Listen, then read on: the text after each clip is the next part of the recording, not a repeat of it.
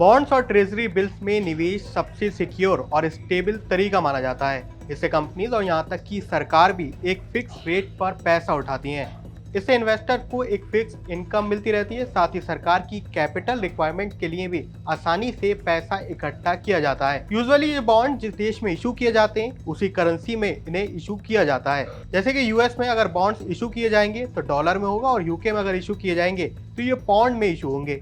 लेकिन कई बार सरकार विदेश से सस्ते इंटरेस्ट रेट की वजह से भी बॉन्ड इशू करती है और इन्हें मसाला बॉन्ड्स बोला जाता है। ये बॉन्ड फॉरेन एक्सचेंज में जरूर इशू किए जाते हैं, लेकिन ये रुपए डोमिनेटेड होते हैं। वैसे तो ये प्रोसेस पुरानी है, लेकिन रिसेंट में केरला गवर्नमेंट और ईडी केस की वजह से एक बार फिर से मसाला बॉन्ड की चर्चा देश भर में हो रही है।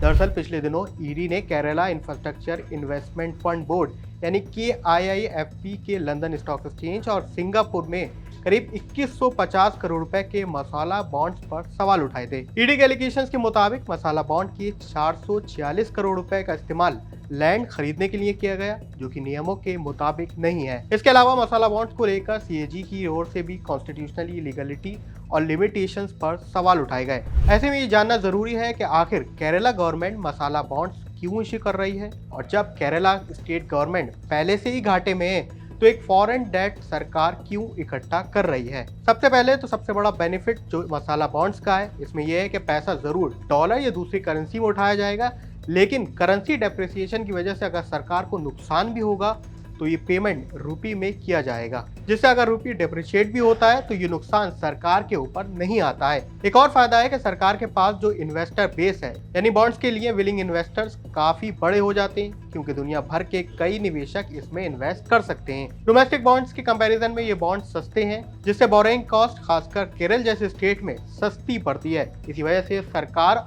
और कई इंफ्रा कंपनीज मसाला बॉन्ड पर भरोसा करती हैं। साथ ही रुपये के इंटरनेशनल यूज और फुटप्रिंट भी बढ़ता है।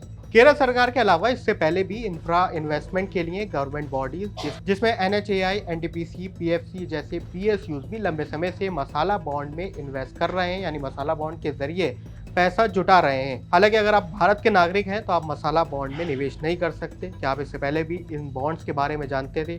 और शेयर मार्केट के साथ अगर आप भी बॉन्ड्स में निवेश करते हैं तो हमें कमेंट सेक्शन में जरूर लिखें।